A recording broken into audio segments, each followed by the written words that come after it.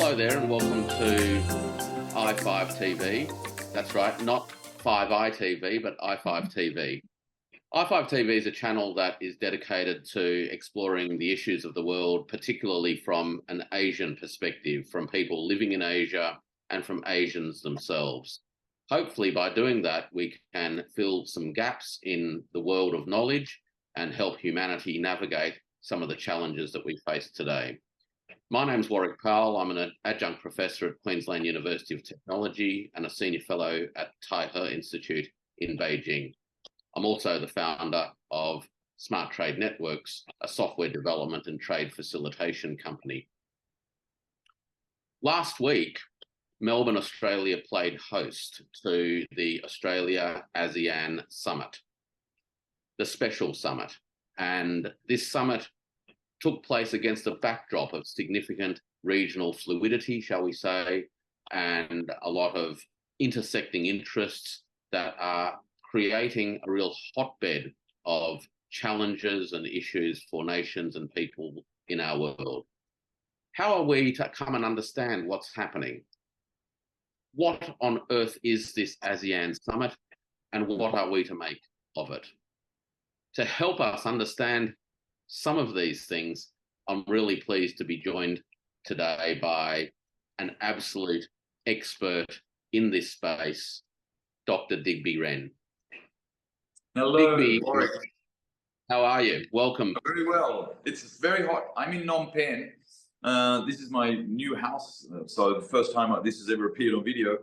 It's very hot, 35, 36, 37. So yeah, I'm very happy to be in the air conditioning. So yeah, I'm really happy to join you, and congratulations, by the way. I've forgotten that you'd become a senior fellow at PIIRM, so well done. And yeah, setting up this this communication channel is great, and I know this is going to work out really well because you're a hard worker, and Ina and a few other friends of yours, we all know it's going to be hard to keep up to you. Look, I think one of the challenges is that we need to work as teams because we are able to bring together perspectives and expertise and time and energy and resources to, I guess, bringing different perspectives and different voices to help people navigate and understand what's going on in our world today. A lot of what we have in the independent media space addresses the transatlantic world, I think, very, very well. There's some fantastic channels out there that really touch on many of those issues in incredible depth with some great speakers and participants. But what I've found living here in Australia and traveling through Asia a lot is that Asian voices in particular and Asian sensibilities tend to not be as prominent, and hopefully we can start to fill that space. So look, what I wanted to dive into today with you is the Australia ASEAN Summit and what it means in a big picture sense, and also what it means in terms of the bilateral relationship between ASEAN and Australia. So perhaps the first thing I could ask you to do to help us along on this journey is to tell us a little bit about ASEAN, tell us a little bit about Australia's relationship with ASEAN, and then from there, tell us a little bit about what this summit last week was all about. Okay, well, thanks, Warwick. Well, the first thing was, I think everybody knows it's the Association of Southeast Asian Nations, and they also know that Indonesia was the driving force behind that. So look, this came out of great power competition. That's where it all came from in the in the Cold War, and the countries in Southeast Asia, they had seen they didn't want to, it was post-colonial, and they didn't want to go back into some kind of structured colonial. And so Indonesia was the big pusher for this. Look, why don't we try and act independently as a bloc? And that's basically what ASEAN is. But you have to remember that it's in Indonesia that set that off. And Indonesia is very large in terms of ASEAN. I mean, it's really almost 40% of the ASEAN population is Indonesian. So that makes them very important. But that was in the 60s. And then so as time has gone through, the ASEAN has been very successful. I mean, really, really, really successful in lifting the economies of the region. And so there was some help from that originally with, what they called the Four Tigers. which people often forget was enabled by industrial investment by the US to build an industrial capacity that could confront any possible danger in Southeast Asia. So, for example, Korea or China or something of that nature. And so that was the sort of original purpose for the Americans to try and set up CETA, what they call Southeast Asian Treaty Organization. Didn't work, so a NATO for ASEAN. Indonesians who just didn't want to know about this. So, you know, they really thought, okay, maybe we can get all these guys together and it'll work. And that's what they were able to do. There's no monetary union or fiscal union, but it's harmonization and it's consensus driven, which is great, because if everybody agrees, then it's going to be fairly simple to move it forward. Whereas if there's always dissenting voices, you're only going to get half completed, and you'll have half of your members not having the same standards as the other half. So that's been very successful. ASEAN's been great. In the 90s, in the 70s, Gough Whitlam in Australia, very famously, had said, he'd been writing about this since the 1950s. Whitlam was pro-China in terms of Australia's future, way back in the 50s. He'd already taken that view, and he knew that that was all the markets were going to be in Asia for Australia. It's so much more direct. It's a highly compatible economies, complementary economies. Australia has agriculture and minerals and other commodities, and you name it, Australia has got it. And of course, Southeast Asia needs that. And so that's a made in heaven kind of thing. And so first it was Japan, and then it was Korea, and then it was Southeast Asia and China, and it's worked very well for Australia. 30 years of trade with China has made Australia's economy completely different, and it's enriched the country enormously. And interestingly enough, during those same 30 years, you can see that Germany also profited enormously from the complementarity of the Russian economy. So it's that kind of complementarity. If Australia was disconnected from Southeast Asia, there would be lots of problems with the raw materials that would cause a lot of grief. And so what we see now with ASEAN, Australia never made it all the way to joining ASEAN. So, but Keating and Hawke and Whitlam have set that all into motion. But it was really only ever really looking at the economy. It was only looking at the trade and investment and services. That was, it was export driven in the first instance, and then, manufactured goods coming back, that's fine. But where Australia was really going to make money was services, and that's proven true. So education services, scientific services, legal services, all sorts of services. Australia is locked into that. That's the Anglo-American standards around the world, right? So that's a big reason of belonging to the Anglo-American controlled economies.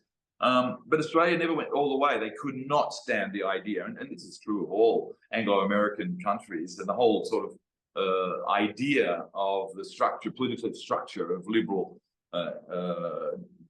democracies, or not democracies, is that they need permanent growth no matter what. that's the obvious one.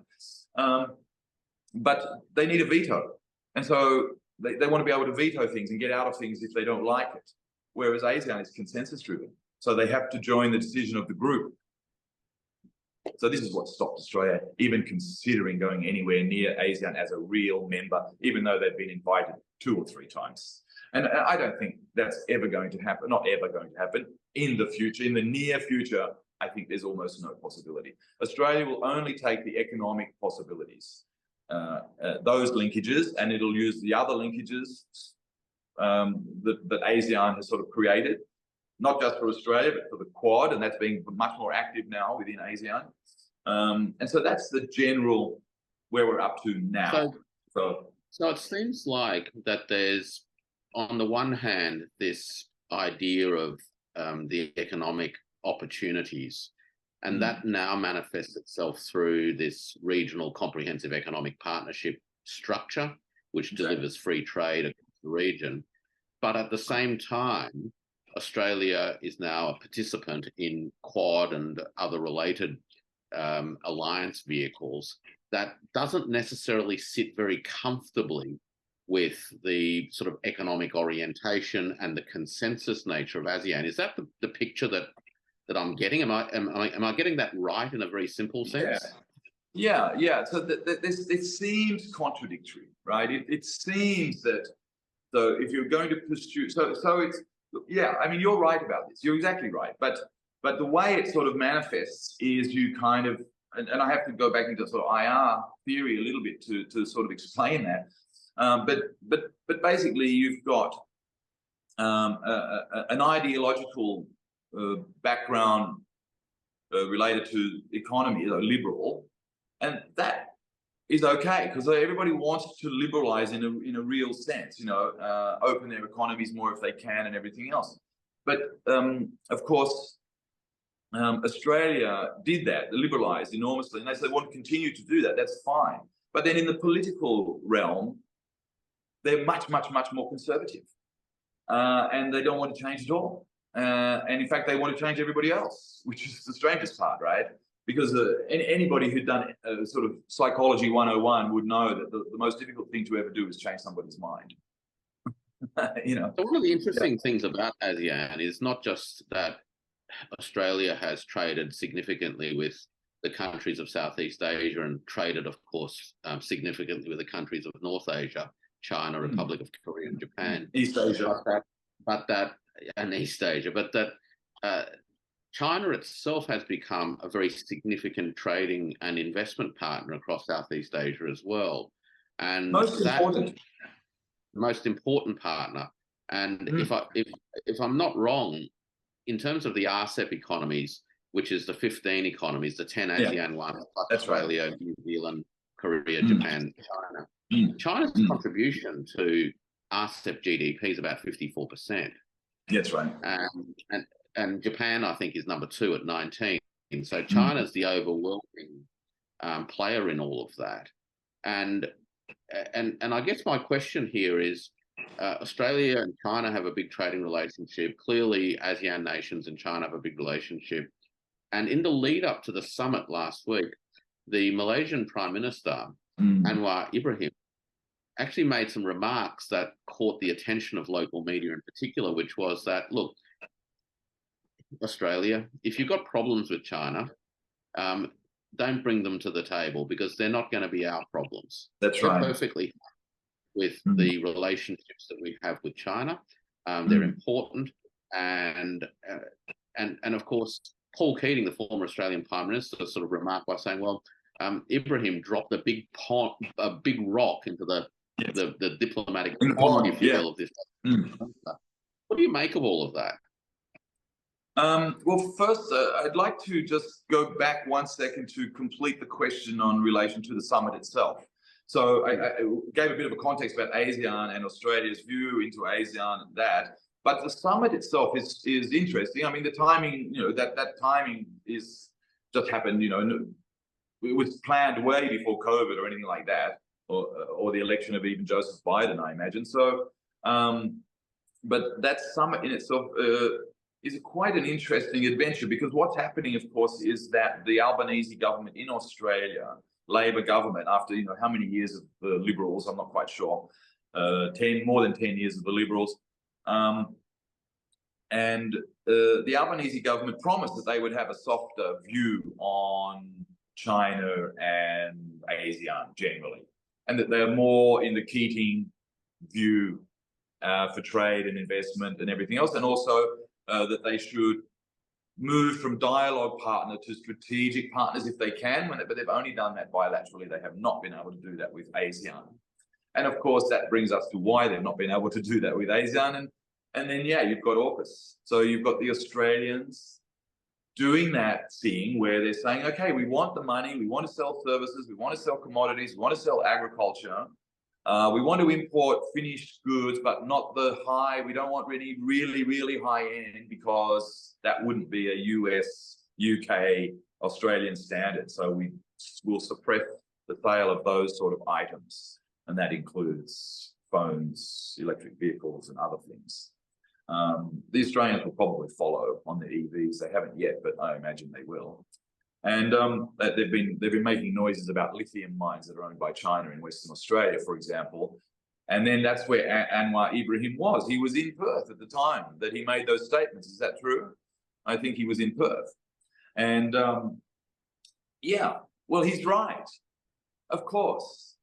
Now, Australia does everything in its sort of DFAT, right? Diplomacy and trade is combined into the same basic function office, right? So diplomacy and trade. Okay, that's fine. And it's been quite successful for Australia over many years. But then in the public narrative and the public space or public sphere, if you like, and in political sphere, Australia splits those two things again and says, no, they're not the same. And they say diplomacy is about this and trade is about that. And then they start to introduce security. So diplomacy starts to become about security. And here we're in a real problem. We're in a real bind because you've got India, the Quad, so Japan, India, Australia, US. And so combined with AUKUS and the Quad, I mean, they're functionally building a NATO. They're trying to recreate Southeast Asian Treaty Organization from the 1950s. It's a really backward Cold War mindset. And, you know, it's the same in Eurasia, in Europe, you know. It's the same mindset. And by the looks of it, it's not being particularly well received across the region. Of course not. Nobody's happy about that. Nobody, you know, everybody can see, you know, here in Cambodia, there's a lot of people smiling because the Prime Minister is going to Australia and he signed a couple of deals and he went and saw the Malaysians before he went to Australia, and there was a good agreement about making progress between Cambodia and Malaysia for investment because, you know, they've got both sides of the Gulf of Thailand. And so that's a potential kind of gold mine in there, because that would be into the trade in the Gulf of Thailand could be really quite enormous. Right now it's quite limited. And then on to Indonesia, for example. But I'm sorry, what was the question? Sorry, I lost my track of thought. I guess that the de facto attempt to reconstitute a CETO. Yeah, to reconstitute CETO, right? I mean, NATO. That's basically what they're trying to do. Now the Indians are in it for themselves, and I've given lectures at the staff college in Canberra to all the top generals and brigadiers, right, briefing them on this stuff, and I told them, listen, India is not your friend. India is India, and it has interests, and as long as those interests align with the fact that every Indian ship has to go, if it wants to go to China or Japan, it has to go through the Malacca Strait. So India's really keen to kind of keep that open. Okay, that's good.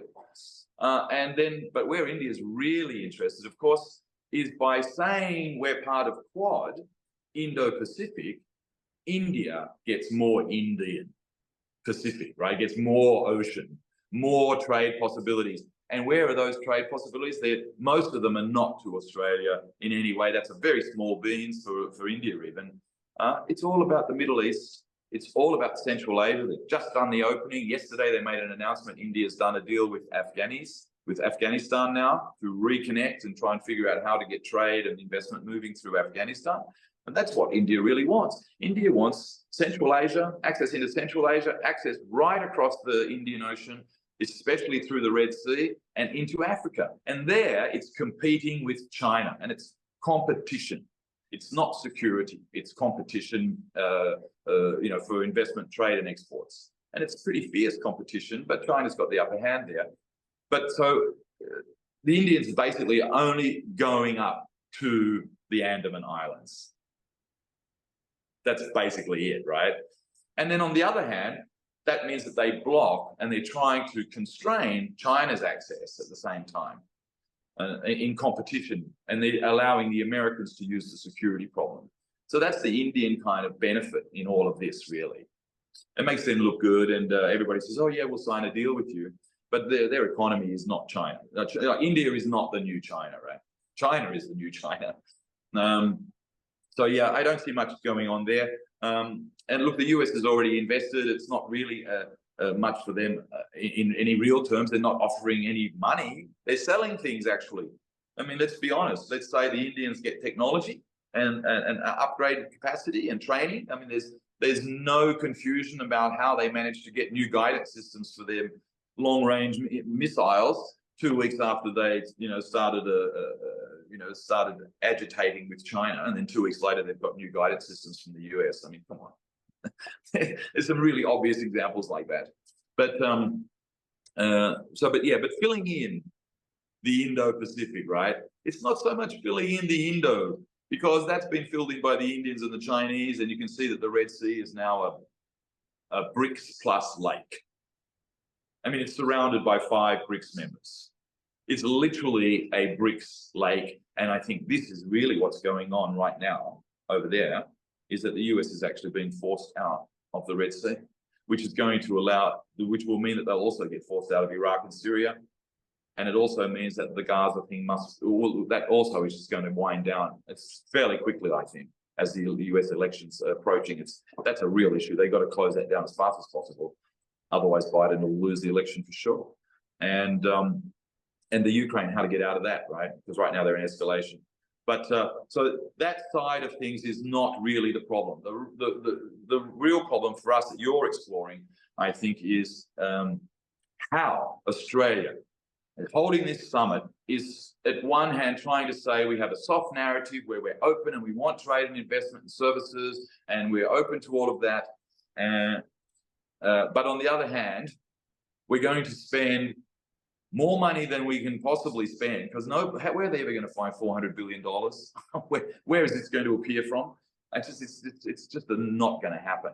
And honestly, I'll share that with you now. I do not believe for one moment that these submarines are really ever going to be delivered. What is going to be delivered almost immediately is an AUKUS submarine base run by Americans on American subs with mostly American sailors and all American tech, and it'll be run out of Australia, and that's it. Look, I guess what piques my curiosity, I guess, is how the countries of Asia actually end up viewing all of this, and of course how the Australian narrative gets structured, both in terms of its own reasoning, but also in terms of how it thinks about how Asia views it. And I'm thinking about, for example, a piece by James Curran in the Fin Review last week. Oh yeah, I read that piece. Where he ended it with a pretty barbed or very pointy observation, which is that Australia speaks with a forked tongue. On the one hand, it talks about ASEAN centrality, but on the other hand, it talks about AUKUS. And that comment, of course, has drawn some ire from some of the mainstream organisations here in Australia. But to my mind, it seems to perhaps touch on a particularly Asian sensibility about how Australia's attempts to navigate all of this is actually viewed. Well, I think that kind of veto idea is still clicking away there somewhere. Very essentially, Australians just don't want to get a consensus view. They don't. They're not big. The Australian government, no Australian government has ever been big on consensus. Like they'll tell you consensus if they're talking to London, but when it comes to anybody else, they're not consensus driven. And they don't like it, and that really bothers them. But the thing is that they tend, though, isn't it? But this is a problem. It's a real problem. When you have a sort of a rhetoric or a narrative around, particularly foreign policy, which says Asia is now no longer a place of American primacy. Australian public policy vis-a-vis Asia is anchored by the idea of ASEAN centrality, the notion as undefined as it is in terms of strategic equilibrium. And I'm still trying to figure out what that means. But anyway, none of this seems to sort of hold together as an intellectually robust construction at this point. Yeah, well, there's quite a number of points that you've got in there, levels of understanding to go on. But go back just quickly and go into the idea of maritime and continental. And we will see, of course, that, the UK, the US, Australia are all, maritime powers, islands. They think like that. And so what they've done is they've approached ASEAN, the US and Australia, in terms of security, have approached ASEAN in the same way that they always make this mistake. You see, this is one of the biggest mistakes that Washington always makes, and Canberra makes the same thing. And I've said this to them so many times, they just ignore you. And that is that they just lump everybody together all the time. This is, they go, oh, Asia. And what do they mean? And so then, or they'll just say East Asia, and you're still lost. Like, what? So is that China? Is that Japan? Is that North Korea? South Korea? Is all of them? Taiwan? Is that? And so they just get lumped like that. And so then the finer differentiations between countries and ethnicities and problems and movements and where, you know, geographic kind of placements and so forth and the things like that are usually just sort of lumped together as sort of, oh yeah, Southeast Asia. It's just the ASEAN thing. And so there's no real understanding of the real differences. Even though the diplomatic corps really should know that and be able to inform them much more than they do. I think in terms of foreign policy and you know, in cabinet in Canberra, they're not, that information is not filtering all the way up there, not all the way. And so what's happened, of course, they've made this mistake, fundamental mistake of splitting ASEAN into maritime and continental. So what they're trying to do, of course, what the Americans are trying to do is extend everything to the islands. It's the same old story, right? To suppress the coastal areas and to control all the coastal traffic and sea traffic, which is trade. And the American campaign to close down the land routes in the Belt and Road, which go right across Eurasia into Africa, because originally the Belt and Road was called the Afro-Eurasia land bridge, right? It goes all the way to Africa. It was always supposed to be that. And so that enabled enormous amounts of transport to be taken off ships. And even more is going to start being taken off ships as we go forward. And ships are actually becoming, I mean, trade is still expanding and ships are still important. But this train stuff, when you're on land, on continents, and you've got all the new technology for trains, which, you know, the Chinese are very good at that. Well, that's going to be really great. And so during COVID, that was proven. During COVID, so much stuff went from China and back to China, right across, all the way to Europe, all the way to London, you know, to Paris, to Berlin, right? And now what, they're going to try and unravel all of this, right? Well, the flip side of trade, of course, is the circulation of surpluses, isn't it? And one of the ways in which surplus countries, and I'm thinking particularly of China, is circulating its surpluses, is now to invest in downstream value adding across these networks. And in some ways, that's going to reduce dependency on raw materials transport through maritime traffic and enable higher value adding closer to the sources of the original materials. Would that be a fair comment? Yeah, that's exactly right. And so the restructuring that's happened in China over the last, since Xi Jinping's been in power, but it actually started before him. It started well before him. It really started, I suppose, in real terms in the 90s. The restructuring of the Chinese economy for its future role, what we see now and what is going to happen in the next 20 to 30 years, that's all been said. All those plans were done a long time ago. And basically they're sort of holding to that plan. And you're right, it works on circulations, the idea of circulations and circulating surpluses. And yes, all of that connectivity, and especially ASEAN, roads, ports, airports, river ports, a lot of rivers, shipping ports, all that sort of stuff, highways, lots of highways. That integration in ASEAN can only really help it and really make centrality more important. But you see, even though the AUKUS powers say they support ASEAN centrality, they're doing the forked tongue thing. Because on the one side, yes, they like it because it's a kind of a block and they can deal with it together and they don't have to, you know, overextend themselves in terms of bilaterals. And they don't, because, for example, the ambassador for Myanmar, Laos, and Cambodia is just one ambassador, right? US ambassador for 3 countries in ASEAN. and you need Is it a little consensus. bit lip service? Is it a little bit lip service when the talk Yes. is about? Yeah, it's a little bit lip service because the actual plan that we see with AUKUS and Quad is splitting maritime power to restrain continental power, which is the old playbook from the last 300 years, right? And of course, China knows that playbook, and that's why the Belt and Road has been so successful, because they were able to just avoid the maritime blocks.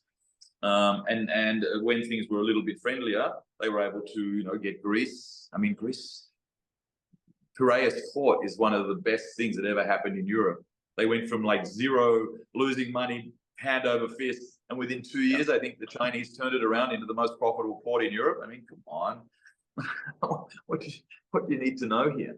And I think the other thing that's happening is that we see that there's now an actual intention in Western powers to destroy infrastructure.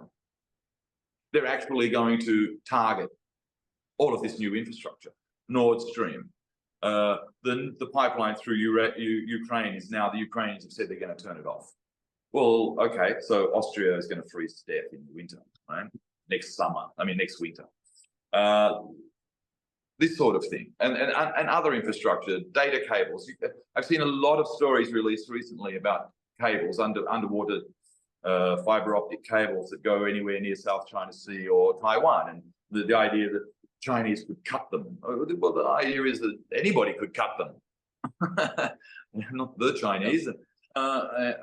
And who's been cutting infrastructure lately? Let's think about it. And I think there's a real danger in this dichotomy, this hypocrisy of yes, it's all about trade and investment, and values have kind of been decreased slightly. Like they're still there, but it's not as involved as it used to be like a year ago. And then having that hard nuclear, right? Introducing more nuclear into ASEAN, that's a frightening prospect, and there is no one in any ASEAN capital who's going to say they want that. Yeah, no one. There isn't one. But what they are trying to do, of course, the Western Australia and New Zealand and Quad, AUKUS, is, as I said, split ASEAN into maritime and continental, and get them to start disagreeing all the time. And Myanmar is a US success story in this regard, because look at what's happened to Myanmar.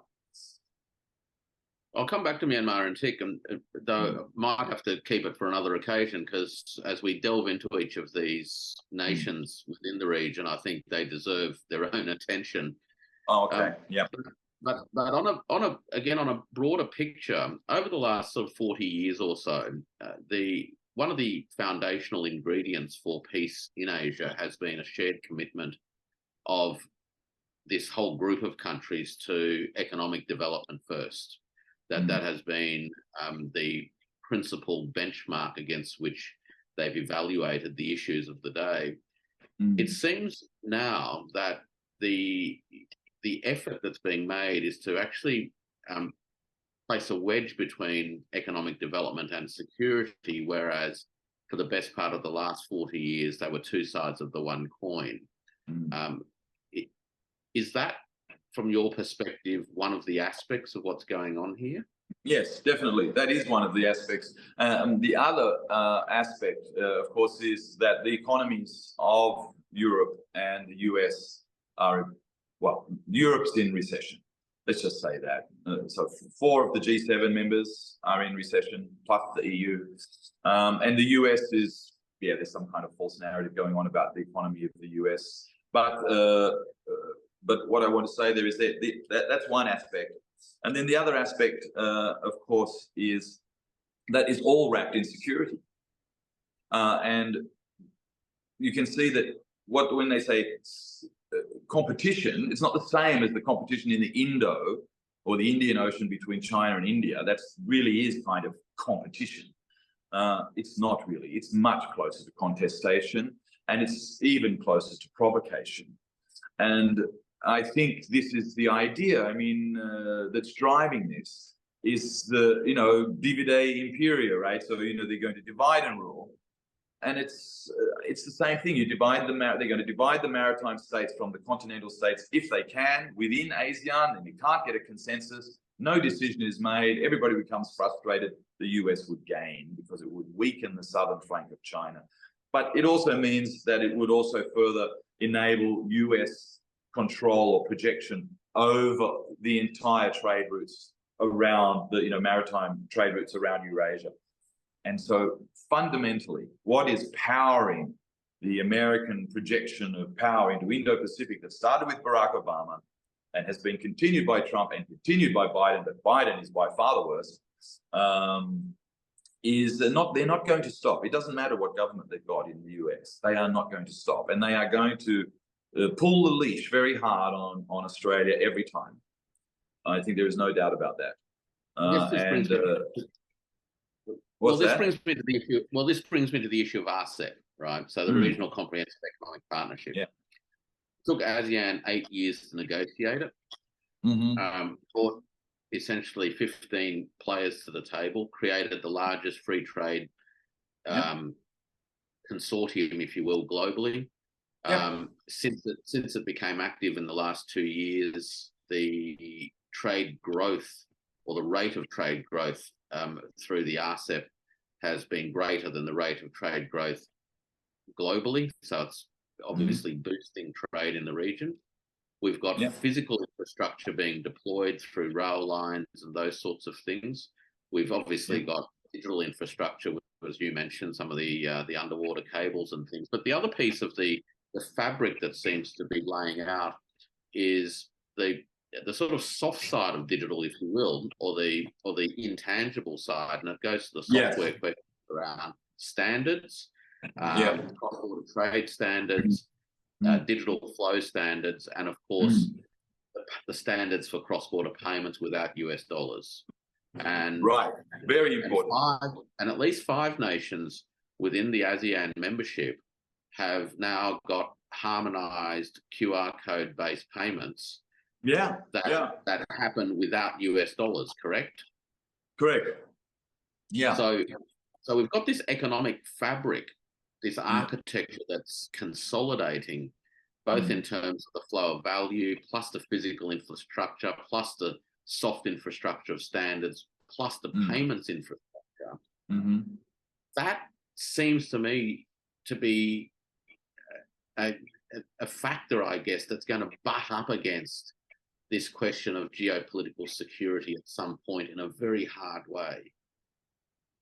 Well, the national US interest is going to be to maintain the power of the dollar for as long as they can, and in any way that they can. And we all know that there are no rules of fair play. There are no laws about this kind of thing. Every sovereign state can make its own law, and the capacity to implement such a law or enforce such a law is up to their influence within the system. And the US still has, profound power and can use it, preponderant power, and can use it. So it just breaks the rules all the time. But it sets the rules. It's the rule maker, not the rule breaker. Whereas, of course, China's not making rules, so it must be breaking them. Look, there's a couple of sides to that, and a lot of theory about this, of course, for any IR people that are interested. But it's very true. You have, if you like, the substructure of connectivity, which means all of the ports, whatever a port is, a river port, a land port, an airport, a seaport, and any port. As long as it connects something, right?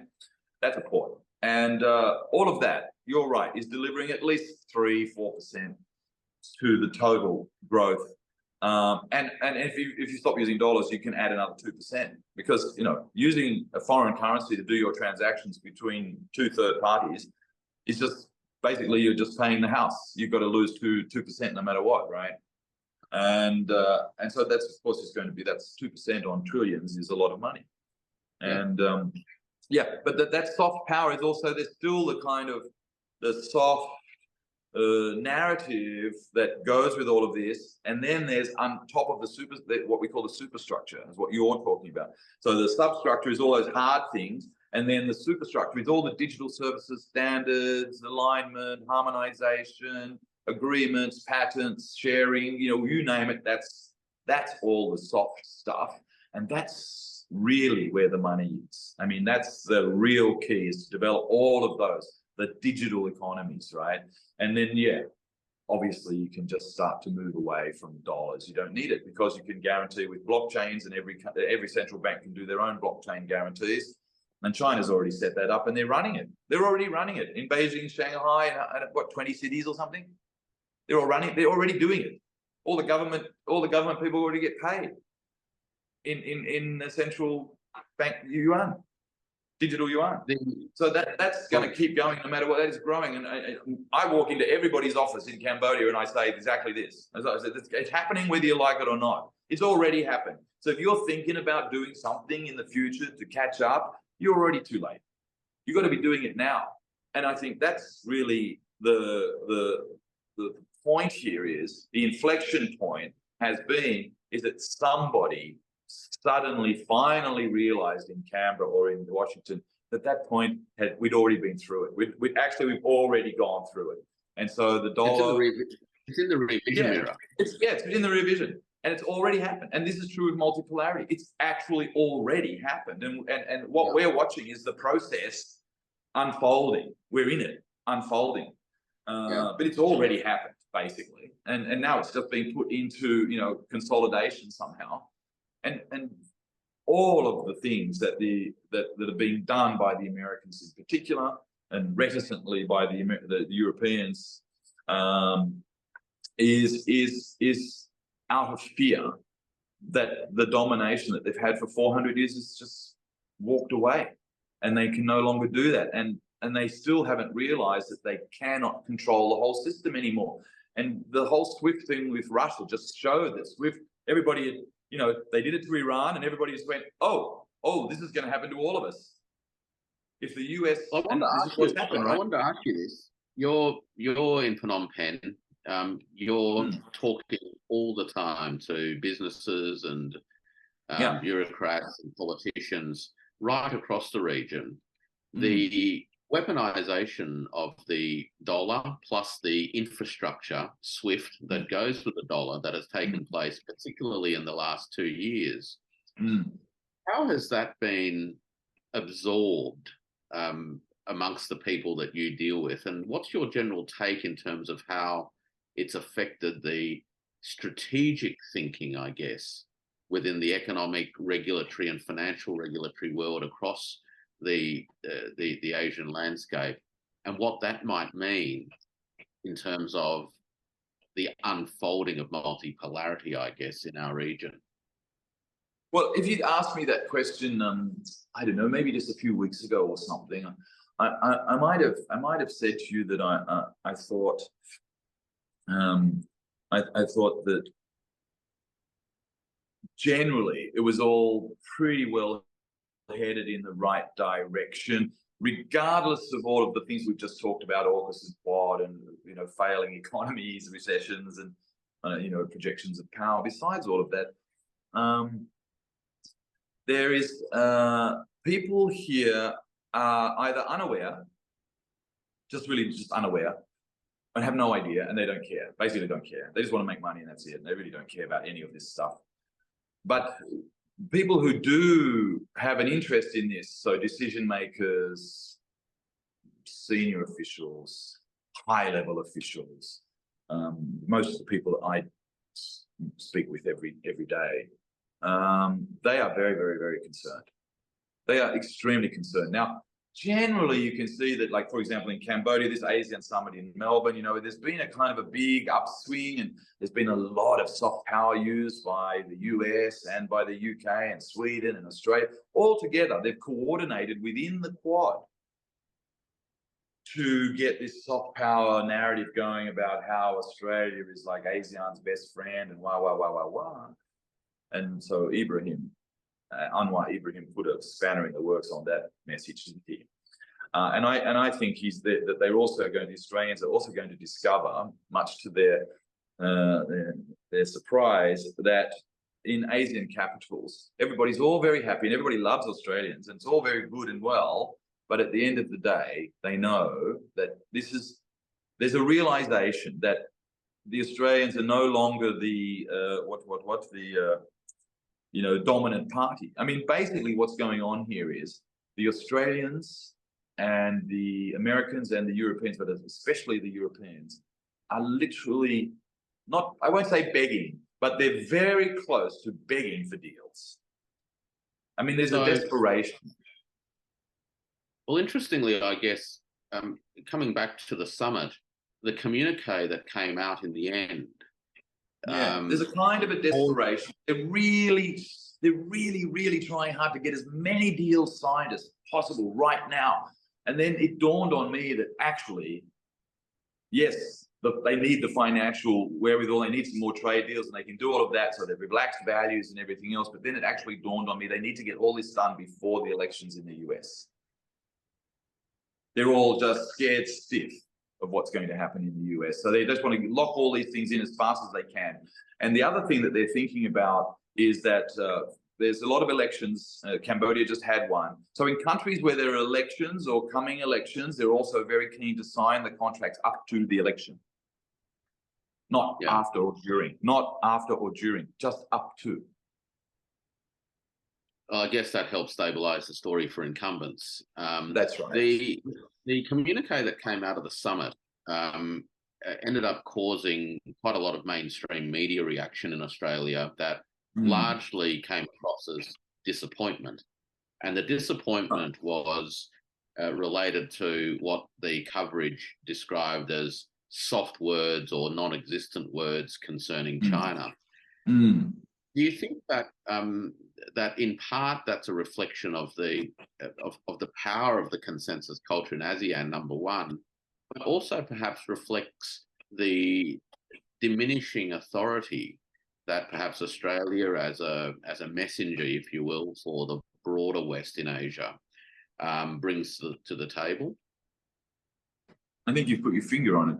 I think even if it's not totally understood by people at a high level in government in ASEAN or in the institutions across ASEAN, I think at some level it's still a little bit subconscious. They haven't quite really been able to articulate it properly or affect policy properly yet.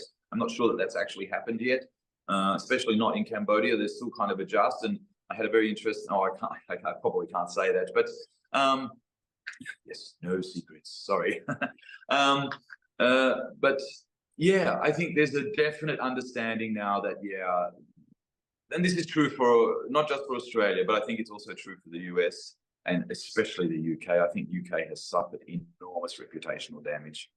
I think Australia has still got a really deep well of good reputation within, I think everybody's here feels like they're willing to be partners with Australia, and they just wish they'd stop making deals with people so far away that are not really related to what ASEAN is about. And that really, that's literally what they articulate. They just say, yeah, we just wish the Australians would stop going so far with the Americans all the time. They just don't need to go that far. And why do they? And it's domestic politics that is the cause of this elaboration, the propaganda side of it, if you like. Disseminating news is not really true. Okay. So I think there's a lot of that going on. And here they're looking at Australians thinking, yeah, okay, it's great and it's wonderful. We really like Australians. We love them. We want them to spend all the money, and we'd like to go to school there, and we'd like to go and live there even. But this security twist that they have is not going to work well in ASEAN.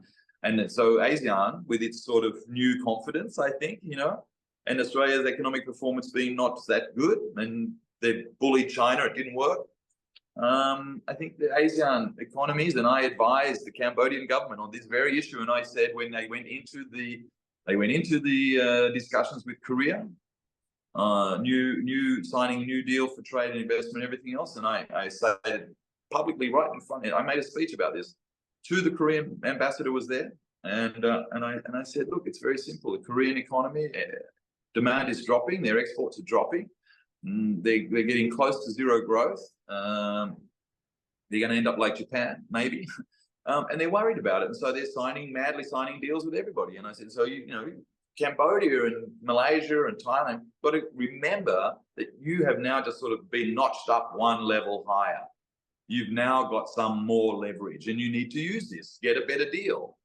And instead of everybody telling you what to do with your factories because of human rights, you tell them that they have to invest. And if they invest in the factory, well, then they can have the human rights, you know. But don't expect us to pay for everything that you want to push onto us. So you reduce our imports, because this is what's going on. The Europeans would reduce the imports of goods produced in Cambodia with, you know, very kind of small scale labor law things and stuff like that. It's very threatening. And they actually implemented things like that. And so it caused a bit of grief here. I think 27 or 30,000 jobs just gone like that, right? But that was then. Now, I think the Europeans couldn't do such a thing. They need the deals. So does Australia. They need them. Yeah, look, I think the economics. That's a first. It certainly adds an element of complexity to all of this. I wanted to just pick your brains. I mean, you're an IR scholar, and one of the issues in the IR landscape, I guess, is that as American primacy recedes in the region, and as it looks like the US is going all out to try to, in many ways, either slow or stop the slide of primacy or to reclaim it. Yes. Depending on whether you think it's gone or not, there is a body of thought now that is largely saying that the pursuit of American primacy is anathema to the realization of sustainable peace in the region. And that's coming out of some of the IR literature itself, you know, from radical scholars, if you will, but nonetheless, there is a message, if you will, that is starting to paint a picture of changing landscapes and changing risk profiles in the region. And I guess my curiosity is, you know, whether or not those threads of thinking are starting to percolate again amongst the sort of thinking policymakers and researchers across the region, that perhaps the pursuit of American primacy by America and its allies is actually not aligned with the real world foundations that are necessary for the continuation of peaceful and prosperous Asia. I think there's no doubt. I agree with you wholeheartedly on that whole idea that that's really what is happening. And it's not just sort of fringe. We're not talking about fringe IR academics, officials here. On the day that he retired, Richard H. Haas, who was the president of the Foreign Relations Council, he was the president for 20 years or something like that. And he interviewed Blinken the day before his final day, and that was an interesting interview. And Blinken, you know, really proved that he's not a very good diplomat, I think. But the thing was, the next day in his statement about his resignation from the presidency of the Council on Foreign Relations, which is you know, it's been around for 100 years, this thing. It's like the most important foreign policy think tank in Washington, probably. And he said, quote, "The United States has become the most profound source of instability," unquote, you know, end quote. And I think that's true. And I think that's been it's been mentioned many, many times by Chinese intellectuals, public intellectuals. It's been mentioned many times in America. It's on any YouTube channel you want to find. There's thousands of them. Right across the global majority. You know, I'm going to use the term global majority because I think that's starting to take currency, because global South still has colonial overtones, and you know, global majority kind of works because it really is a majority. Yeah, that is definitely changing, and then there's a sense of a real sense of brotherhood that people don't understand. I mean, I'm always surprised about it, actually. I just had dinner with 3 guys from Cameroon last night. And the minute, we started talking about things, they were like, oh, yeah, we just can't stand what the French are doing here. We can't stand what the Americans are doing in Cameroon. We hate it. We've got this guy who's been around for 40 years. The French keep him in power. They've got troops on the ground. We can't get rid of him, all this sort of thing. And I thought, yeah, I hear exactly the same story everywhere I go now. The only place you don't hear that is when you're in Europe or in the US or in Australia. Otherwise, you hear it everywhere, like all the time, without any doubt. And so that tells us that really, I think global planetization of information and interests and everything else is really functionally working. And yes, the Americans are trying to slow that down and hoping and wishing that they can set up a kind of a containment of China. But look, it's not possible. And there are some reasons. I don't know if you want to discuss those, but any fool can look at the map and see that the border between China and Russia is so long that China has no option but to support Russia. It doesn't matter what it wants to do, doesn't matter what it likes or what it thinks or anything else. That border is thousands of kilometers long, and so what is absolutely required is stability. And so, what choice do they have? Regardless of whatever you think about the Ukraine, China has to support Russia because of that border. A destabilized Russia would mean a completely destabilized Asia and Eurasia, and success for the mission that you maybe we projected onto the Americans. When you share land borders with 14 neighbors, I think you develop historically a sensibility to what those relationships mean, and perhaps you can't just sail away. You can't, and perhaps geography, in a sense, asserts itself here as well. And perhaps this is the last thing I want to touch base with you on in this session, because I think otherwise we'll end up doing what I did on another podcast recently, which is go for 3 hours, and I can't submit other people to me for 3 hours. ever again. But geography, and you've really focused on this issue of continental and maritime. And one of the interesting things about Asia, if you will, is that there's obviously a very big continental piece, which is the eastern part of Eurasia. That's one very big landmass with population and economic heft. Then you mentioned, all of these incredible river deltas, which really create these liminal zones between the ocean itself and the land. Then feed through this whole vast network of archipelagos and small islands that eventually ends up at this other massive continent all by itself, right down south, Australia. And this question of the neighbourliness, if you will, the long history of actually interacting with each other through millennia, not just a few decades, but millennia.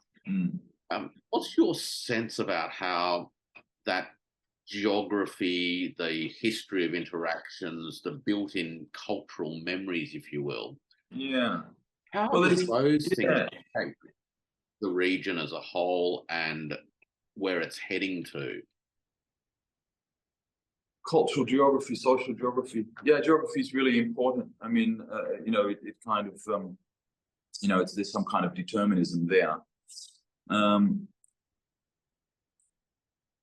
Look, Indonesia is the critical country for ASEAN. That's the critical country.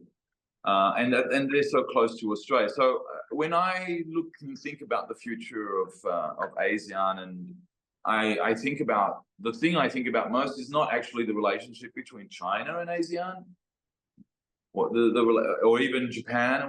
Actually, the relationship I think about is Australia and Indonesia.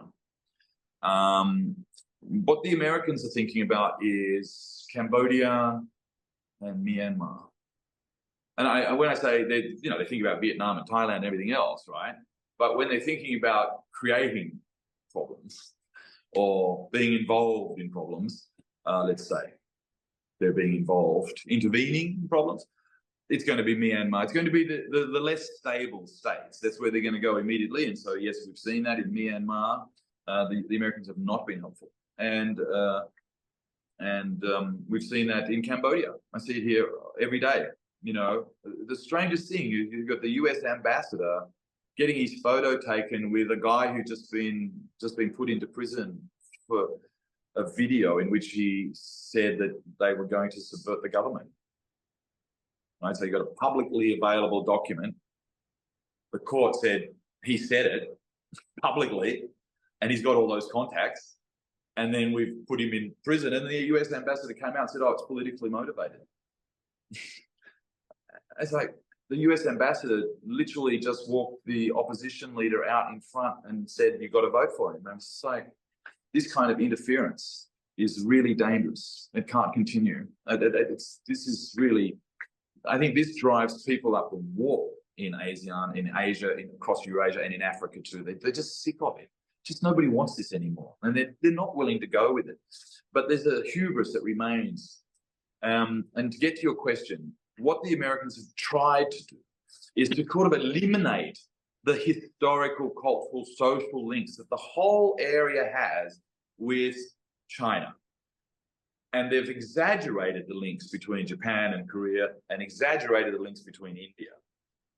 And they've tried as much as they can to sort of get rid of all of those things. And so many young Asian people that I meet, and I run big education programs for students, like more than 5,000 students. And so few of them have any idea about that. They just doesn't occur to them.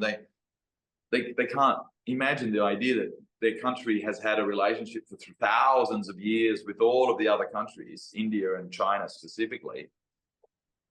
And it's like, what, 50 years of Americans here, or 100 years maximum, it's kind of like wiped out all the Chinese connections, or put it into a very bad light and sort of reputationally ruined it. And every excuse that, you know, some Chinese makes a mistake, and then the narrative just comes out, that's all China. That's all their fault. Everything. And all the people in ASEAN, they have not been fooled. So some young people are, but I think most people still understand those very, very deep social, cultural links, not just to China, but with India as well. And Indians are taking advantage of it right now. And I see a lot more Indians than I used to. And I think that's fine. But yeah, you know, and only India and China have really the wherewithal to be able to extend their networks right through into Indonesia in a real way, and through ASEAN, like so RCEP, right? And then embrace Australia. And we have to, I think that goes back to, I think the point that you said to me right at the beginning was about the idea of having an Asian point of view. So like if you lived in Australia or America, do you understand what an Asian point of view really is? An Asian point of view? Okay, now Cambodian point of view. So for in a Cambodian point of view, when you look at ASEAN, it's not at all what an American would imagine. You know, for Cambodia, Thailand is like a tiger and Vietnam is a big crocodile. You know, that's how it sees itself. It's sort of, you know, very few people realize, you know, they know about Pol Pot and they know about the American war in Vietnam and Cambodia and Laos and the bombing and all that stuff. They know that, but they don't really apply it properly. Like they don't say this could be the cause of other problems later. They don't do that. I find it very strange. And but the coherence, see, that's always going to be the problem with archipelagos and islands. You see, they are always going to be more susceptible to external interference. And the Philippines is a perfect example. Look, because I know you want to wrap this up, and but look, there are really a couple of really biggest things that are really important that have to be solved very, very quickly or as soon as possible. The first one is getting the other 5 countries in ASEAN to sign up to all the digital stuff. Now, Vietnam doesn't want to do it, and their currency, the dong. I mean, you know, I bought a cup of coffee and it cost me $1 million dong, right? So like just counting's difficult, but that's one really big move that you brought up: standardization, harmonization, and most specifically cross-border local currency transactions. That is great. And the more that that is done, the better it will be. And that is true, not just for ASEAN, that is true for all of RCEP, including Australia. It will be much better for them too. But I think the realization of doing that, they're going to have to be pushed. My feeling is they're going to fall into the power vacuum that's going to happen, where they just have to do it because, you know, that's where the money's being made and they need to be connected, which is kind of maybe what's happening right now. They're kind of right on the lip of the kind of, maybe they're right on the lip of that, you know, where the air suddenly descends, you know, and they might fall down there and they don't know what's under the cloud, you know what I mean? So there's a long way to fall. You see, because that's another thing that one has to take into mind here, is that Cambodia and Laos and Vietnam and even Malaysia and India, working off a fairly low base still.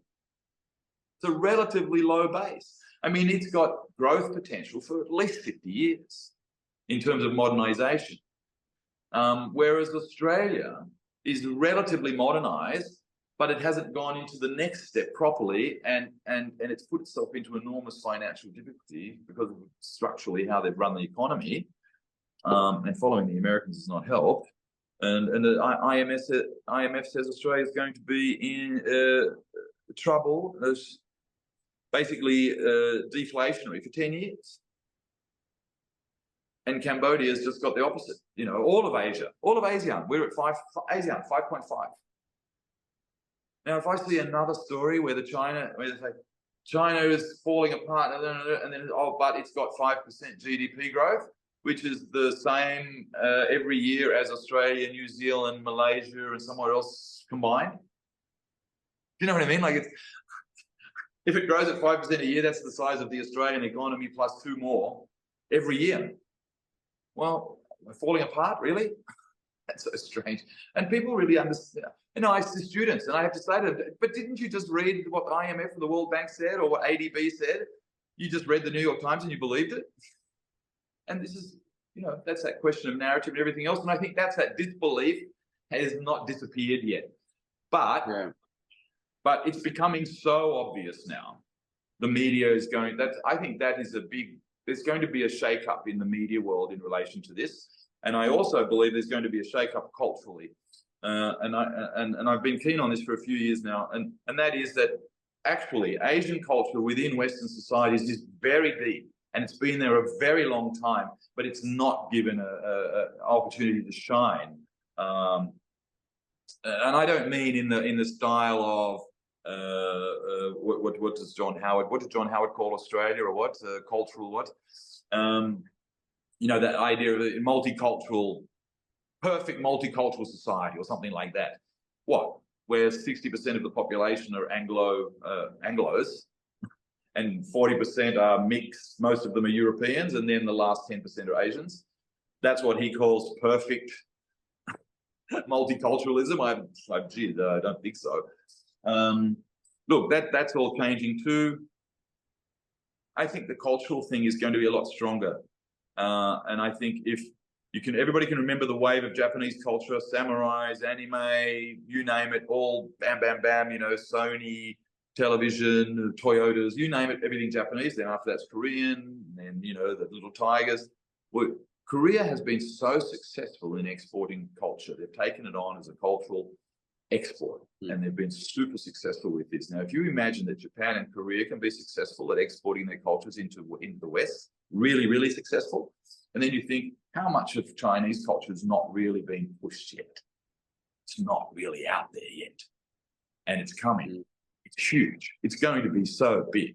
I mean, really, really big. You know, the idea that Hollywood is going to dominate films and things anymore, I think you can just kiss that goodbye. I think that's all going to.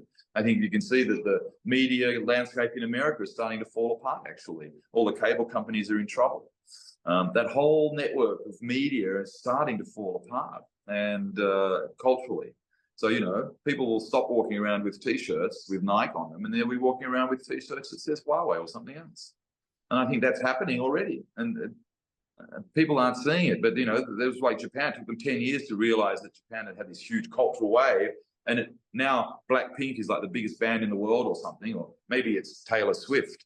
But for Asian audiences and even for European audiences, American audiences now, Blackpink is a household name. And I think there's going to be lots and lots more of that. And it's going to be much more, it's going to be promoted much more through the RCEP and everything else.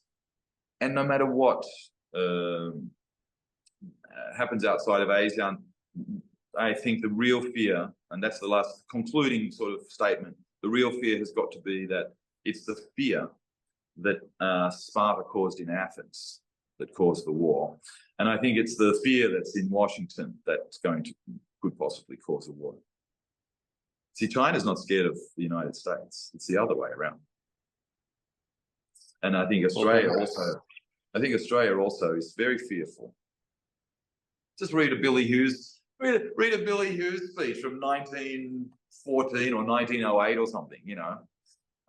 The Indonesians, the Japanese and the Chinese are going to come and eat Australia. Look, I remarked recently to somebody that some of the founding legislation that accompanied Federation of Australia in 1901 was actually the legislation that gave effect to White Australia. So yes, from its very inception and creation, it was created to be basically a white nation in a region of the world that was not white. Now, perhaps on that note, I think this might draw to a close temporarily this conversation, because I think that there's plenty there for us to explore. I think that there are some really important threads that you observed, particularly around the inflection points. I think this sense of awareness of what's happening in the region and let's call it the increased bargaining position of many of the countries within the region compared to where they were not so long ago, is going to play a more important role going forward. And perhaps that much abused idea of agency will begin to play a far greater role. Look, on that note, can I just thank you again for your time? And thank you, Roy. Look, it's my pleasure. I'm very pleased that you've set out doing this and you've brought me in to be part of it. And I think we can do a lot of good together with this stuff. And please, you know, look, I'm happy to help you as much as I can.